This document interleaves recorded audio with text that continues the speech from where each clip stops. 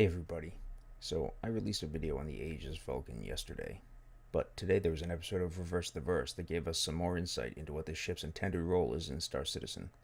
If you haven't watched the first video yet, go ahead and click on the banner at the bottom of this video and check that out, then come back here and watch this next. Neither video is too long, so here we go. So the ship is similarly sized to a Cutlass, comes in about 10 meters longer and 10 meters narrower.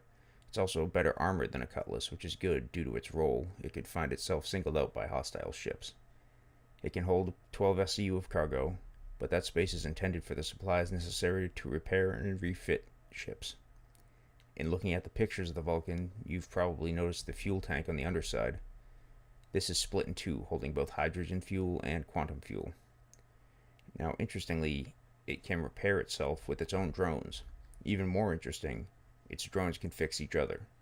The downside is that their overall effectiveness relative to a Crucible will be low.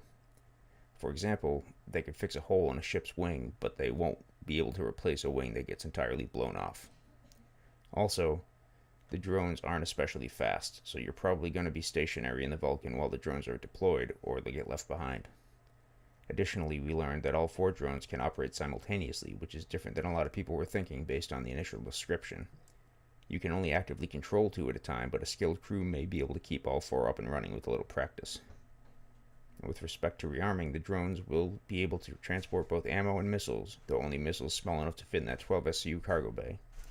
Overall, I'm still a big fan of this ship after the RTV. It offers a lot of emergent team-based gameplay opportunities. If you're into a support role for your org, this is definitely a ship you'll have a lot of fun in. Well, that's all for today's show. Thanks for watching. If you're new to Star Citizen, or you know someone who's thinking of playing, you or they can earn 5,000 UEC on your account by registering with my referral code, which you can find in the show notes down below. If you have any questions, feedback, or episode suggestions, go ahead and leave them in the comments. And if you haven't already, please be sure to like and subscribe. I'd really appreciate that. Thanks, and I'll see you next time.